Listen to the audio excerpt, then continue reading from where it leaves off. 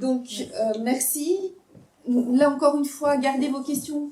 On va essayer de les croiser avec les 3 interventions à l'issue de la présentation de notre collègue de l'Université Paris-Nanterre, membre du CRILUS, Sandra Assinisan. Je ne sais pas si je prononce bien. Je fais toujours un effort, mais c'est parfois un peu... Merci, Sandra. Et elle va donc nous parler du Monumento às Bandeiras, récit et contre-récit de l'identité paulista. C'est donc à São Paulo, au XXe siècle. Voilà. Merci beaucoup, désolée pour le... tout d'abord, j'aimerais remercier aux organisateurs de ce colloque très intéressant et pour l'opportunité donc, de venir vous parler sur ce monument qui n'a pas été du tout déboulonné, et pas seulement sur celui-là, qui est le monument aux bandeiras, aux drapeaux, aux bannières. Et donc, je vais vous parler un peu de la genèse du monument pour, dans un deuxième temps, vous parler donc de ce mouvement de réappropriation, ressignification du monument. Alors, je passe à mon texte. Alors, le Bandeirantes, donc le chasseur d'esclaves dans un premier temps, le Bandeirantes est un personnage emblématique de la construction de l'identité régionale pauliste, donc de São Paulo, hein, de l'État de São Paulo. Il y a la ville de São Paulo et l'État de São Paulo, juste pour préciser. Dans la première moitié du XXe siècle. Chasseur d'esclaves à l'origine, il est devenu au fil du temps le symbole de la puissance de l'État le plus riche du Brésil, São Paulo. En son honneur, notamment dans la ville de São Paulo, on érigea des statues, des monuments, on nomma des voies publiques, des lieux étatiques, des établissements scolaires, des chaînes de télévision, etc. Cette figure héroïque a fait l'objet d'un grand nombre de représentations iconographiques et statuaires. L'une de ses premières représentations iconographiques est celle du peintre français Jean-Baptiste Debré au début du XIXe siècle, comme vous pouvez voir ici sur le PowerPoint, lorsqu'il représente le sertaniste, donc le chasseur d'esclaves, comme un métis ou un amérindien. Deuxième, voilà, sur celle-là aussi. Donc il y a une série de représentations chez Debré. À la fin du XIXe siècle, sa représentation est encore marginale dans le tableau du peintre Almeida Júnior, le grand peintre de la fin du XIXe siècle, originaire de São Paulo. Lorsqu'on le voit ici, en 1897, dans Partida das Monções, ou le départ de Mousson, départ des expéditions fluviales, qui a voulu surtout mettre en valeur les expéditions donc fluviales paulistes et son lieu de départ, le fleuve Tietê, qui traverse l'État de São Paulo de est à ouest et par lequel partaient les expéditions. C'est avec la création de l'Institut historique et géographique de São Paulo en 1894 et la fondation du musée pauliste en 1895 que la figure du Bandeirantes deviendra peu à peu une figure héroïque et symbole de l'identité pauliste. D'ailleurs, l'une des premières toiles acquises par le musée sera celle du peintre Benedito Calixto, qui s'appelle Domingos Jorge Velho, donc le nom d'un des plus connus de chasseurs d'esclaves, Bandeirantes, de 1903, que vous voyez ici. Il s'agit de la plus ancienne représentation d'un Bandeirantes à São Paulo. Domingos Jorge Velho, le Bandeirantes, qui est à l'origine de l'anéantissement du Quilombo dos Palmares, donc la plus grande et connue des républiques d'esclaves en fuite, et qui est sans doute l'une des iconographies qui a été le plus reproduite par des manuels scolaires et livres d'histoire au Brésil. Surtout, il est intéressant de voir que sa représentation majestueuse et au premier plan a été calquée, comme l'affirme Garcés Marins, sur des modèles de représentation des monarques européens et qui ne représentent pas vraiment le vrai personnage du Bandeirantes qui marchait pieds nus.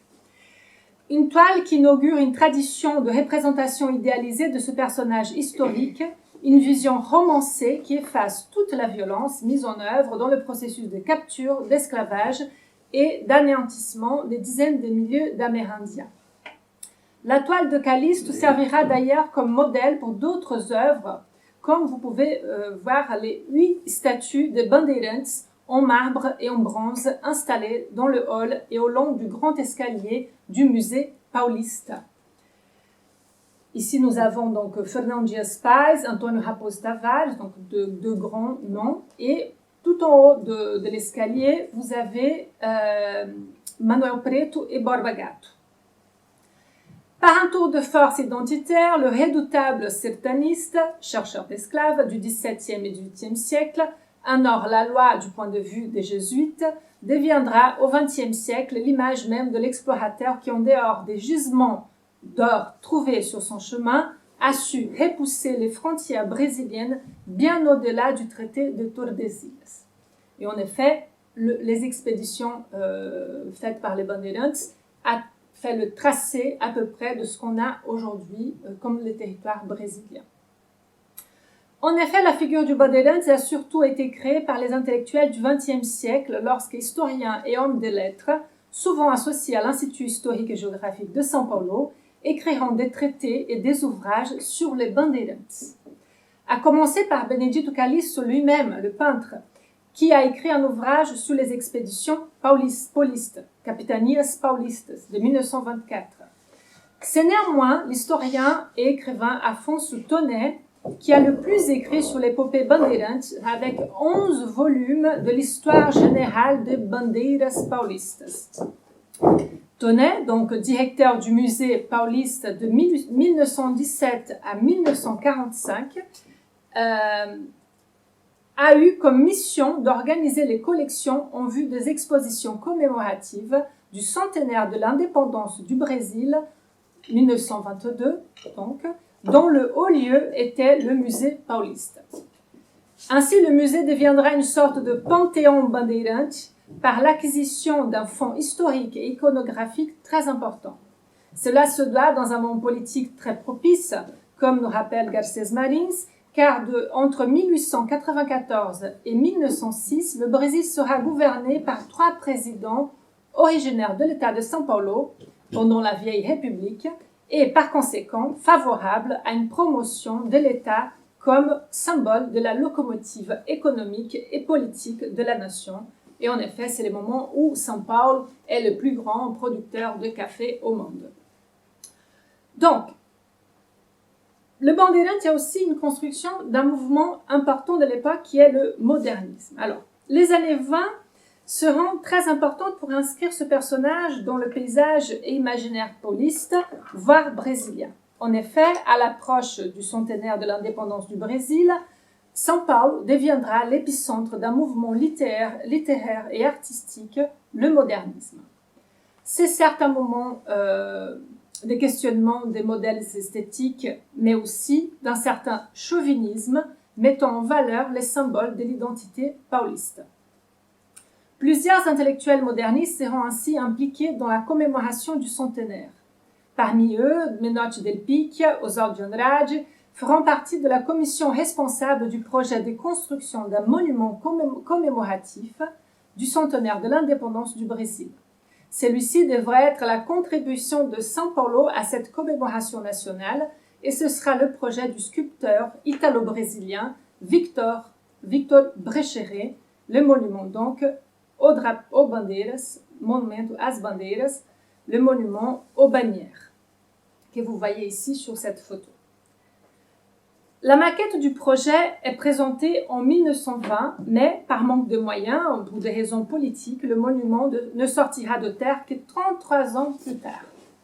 Le monument aux bandeiras de Victor Brecheret est sans aucun doute le monument le plus emblématique d'une mythification de l'épopée Bandeirantes à São Paulo, en effet, l'une des principales cartes postales de la ville. C'est une œuvre colossale, comme nous pouvons le voir ici, avec 50 mètres de longueur, 11 mètres de hauteur et 15 de largeur, sculptée dans 240 blocs de granit superposés de 50 tonnes chacun. D'ailleurs, sa localisation n'est pas hasardeuse, mais le situe dans un point stratégique de la ville de São Paulo, dans l'un des parcs les plus prestigieux de la ville. Il est entouré des grandes avenues et au croisement des zones ouest, sud et le centre-ville. Sa position est assez emblématique car les figures de proue du mouvement que vous voyez ici du monument, sont tournés vers le Jaraguá, point de départ des expéditions paulistes au XVIIe siècle. Nous pouvons observer dans cette allégorie créée par Brecheret la représentation d'une expédition fluviale sur le Tietê, donc le fleuve de São Paulo, les Moussons. Deux hommes à cheval en tête de l'expédition guident d'autres hommes à pied. Aucun personnage réel, à part le sculpteur lui-même, mais la représentation d'une expédition idéalisée. Menée par deux cavaliers blancs, ils sont suivis par un cortège de quelques blancs, mais surtout des métis et des esclaves amérindiens et noirs qui tirent une barque qui ira naviguer sur le fleuve Tietê. D'autres scènes composent cette épopée. Un homme blanc et une femme amérindienne cherchent de l'or avec un tamis à la main. Un Amérindien porte une croix autour de son cou, symbole de sa conversion, et une Amérindienne porte un enfant dans ses bras, symbole du métissage. Cette allégorie de l'épopée Bandeirantes est aussi l'occasion pour les modernistes d'élouer la construction d'une nouvelle race. Celle des géants des bottes, selon l'un de ses écrivains, Cassiano Ricardi, issu donc du métissage des trois races, excluant ici toute l'idée d'un passé de violence, d'un passé qu'on veut maintenant glorieux. Les expéditions Bandeirantes menées de front par les gens de São Paulo, comme Brecheret l'a affirmé lui-même, deviendraient donc un modèle pour la nation. Et donc, je cite cette phrase de Brecheret qui dit « J'ai voulu transformer les monuments aux bandeiras en un hôtel de la patrie ». Ainsi, le récit raconté par ce monument inscrirait le Bandeirantes à l'origine du mythe de fondation de São Paulo, ainsi que de tout un pays qui se serait rallié à l'esprit entrepreneur de l'État de São Paulo, comme sa devise indique, non duco duco, c'est moi qui commande. Parlons maintenant un peu des contre-récits à ce monument, ou à cette figure du Bandeirantes. Le mythe Bandeirantes et ses différentes représentations épiques sont de plus en plus contestées au Brésil, et ce bien avant le processus de déboulonnage mondial en cours. L'année dernière, la direction du patrimoine historique de la ville de São Paulo a recensé 40 monuments considérés controversés dans la ville, car ils rendent hommage à des personnages polémiques, parmi eux esclavagistes ou dictateurs. Le monument, bien sûr, aux bandeiras en fait naturellement partie. Ce monument indéboulonnable, en principe par son poids, a néanmoins été l'objet, depuis les années 70, des revendications et significations politiques et artistiques. Néanmoins, c'est notamment depuis la dernière décennie que différents acteurs tentent d'inscrire, encore que de manière éphémère, une autre mémoire sur ce monument. Lors de la semaine nationale de mobilisation amérindienne en 2013, pendant le mandat de Dilma Rousseff, plusieurs ethnies amérindiennes, suivies des quilombolas, donc les descendants d'esclaves marrons, je ne sais pas exactement le terme, fugitifs, enfin comment j'ai du mal, ont manifesté contre le projet d'amendement de la Constitution concernant la démarcation des terres amérindiennes, toujours en cours au Brésil depuis 1988. Ce projet prévoyait que la démarcation des terres amérindiennes soit soumise à l'approbation du Congrès national et non plus de l'exécutif. Lors de ces manifestations, des centaines d'Amérindiens ont défilé à São Paulo et leur cortège s'est rendu, après une longue marche, au pied du monument aux bandeiras dans le parc de l'Ibirapuera. Les têtes des statues ont été peintes en rouge, comme vous pouvez voir ici, symbolisant le sang d'une population victime de différentes formes de génocide au long de son histoire, et des banderoles affichaient des phrases comme « Les Guaranis résistent, nous exigeons la démarcation de terre, non au projet d'amendement, les bandeirantes, ce sont des assassins ». Ainsi, d'autres récits artistiques sont proposés ces dernières années par des artistes amérindiens ou afrodescendants qui se sont servis également de l'art statuaire ou graphique pour déconstruire le mythe Bandeirantes. En 2017, le musée Estação Pinacoteca de São Paulo a organisé l'exposition Metrópole Experiência Paulistana, Métropole Expérience de São Paulo. Parmi les œuvres exposées, la sculpture Ifalex arrive, tête de bandeirante, de Flávio Cerqueira. Celle-ci. Comme vous pouvez voir sur l'image, il s'agit de la tête décapitée d'un bandeirante faite en bronze de 2,80 mètres de longueur, allongée sur le sol, annonçant la mort d'un mythe. À l'intérieur de la tête, on peut lire la phrase qui donne le titre à la sculpture « Il fallait que ça arrive ». Une phrase qui sous-entend la contestation de la place des bandeirantes dans l'imaginaire national, raconté entre autres par ces monuments publics. Ainsi, l'artiste propose que la figure héroïque du bandeirante, éternisée par la statuaire de la première moitié du XXe siècle, soit au XXIe siècle, déboulonnée encore que métaphoriquement. Au sein de l'exposition, au sein de cette même exposition, Monument aux bandeiras d'un autre artiste, donc le même titre mais un autre artiste, de Jaime Laureano, propose aussi un dialogue avec le mythe Bandeiras. Et la voici. Elle avait été réalisée pour l'exposition Totem et Monuments de 2016 qui proposait un dialogue entre barbarie et monuments historiques, toujours dans la ville de São Paulo. Au contraire de l'œuvre imposante de Cerqueira, Monument aux bandeiras de l'artiste Jaime Laureano ne mesure que 20 cm. Placée par terre pour que le public la bouscule involontairement par son invisibilité, cette réplique en miniature du colossal monument de Brecheret fait appel de manière allégorique à la violence qui semble être invisible dans son modèle. Le message que l'artiste souhaite nous transmettre est aussi caché dans le choix du matériel avec lequel elle a été faite. Une brique, comme vous voyez, et du laiton fondu avec des cartouches de munitions utilisées par la police et les militaires à São Paulo.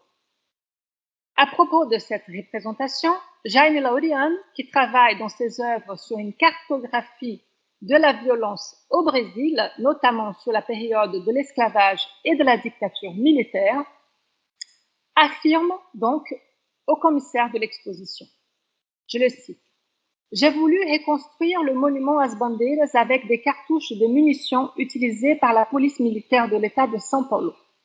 Si les bandeirantes ont dessiné par la violence les contours territoriaux du Brésil, la police dessine également une carte par l'extermination d'une population spécifique, une jeunesse noire, ce qui montre que les génocides sont toujours les mêmes.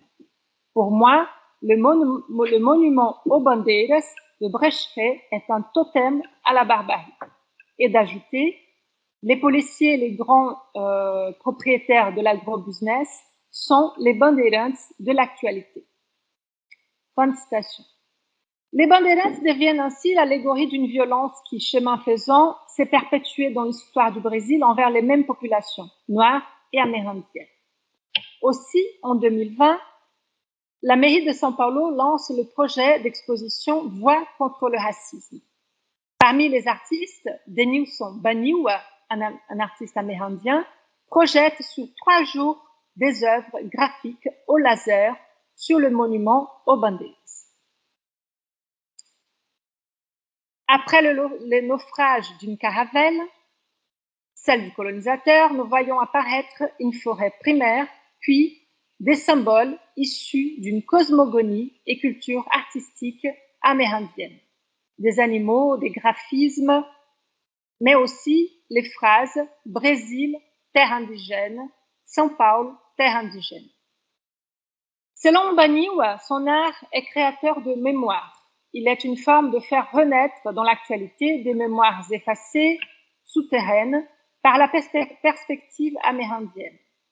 Une manière d'attirer l'attention des habitants de São Paulo sur le fait qu'ils marchent et vivent sur un territoire qui, pendant des siècles, a appartenu à des nations amérindiennes. D'autres monuments sont depuis réinvestis.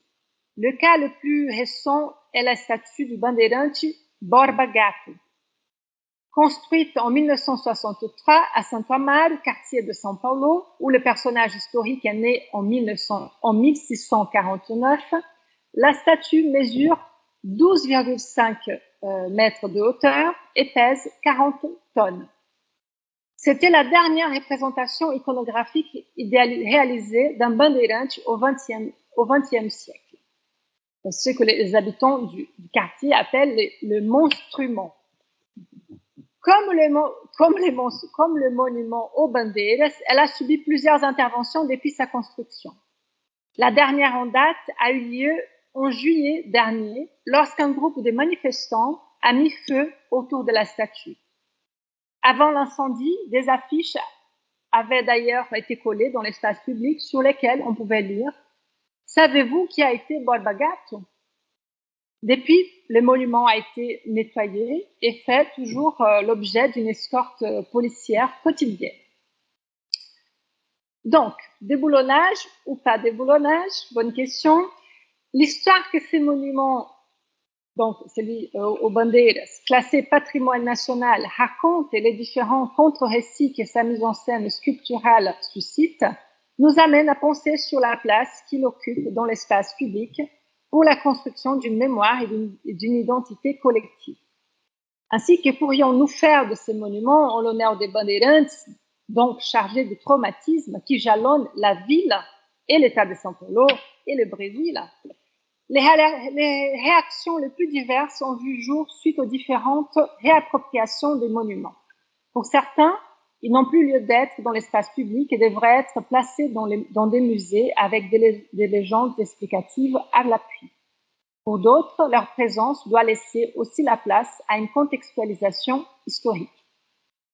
Selon le professeur d'urbanisme Gisèle Baigman, je la cite, « Il faudrait assumer que la mémoire de la barbarie fait aussi partie de notre mémoire. Mettre fin à ces monuments nous laissera avec une immense lacune. Par là, les commissaires d'exposition ont le rôle de mettre cette mémoire sous tension de façon à préserver d'autres mémoires rendues invisibles. » Dans ce sens, une manière de faire émerger sans doute la mémoire traumatique que ces monuments incarnent, refoulent, pourrait être de le faire côtoyer avec les œuvres des artistes contemporains, comme nous avons vu dans les cas précédents. Au Brésil, les différentes réappropriations et resignifications ces dernières années du monument aux bandeiras et de toute autre statue en hommage aux bandeirantes demandent sans doute une réflexion sur la place de sa statuaire dans l'espace public. Elles sont ainsi une opportunité pour déconstruire les mythes fondateurs de la nation, pour comprendre le passé et s'apporter dans le présent, et pour fournir d'autres outils pour mettre la mémoire nationale sous tension, autrement que par l'atténuation de la violence et du traumatisme qu'elle représente. Voilà, merci.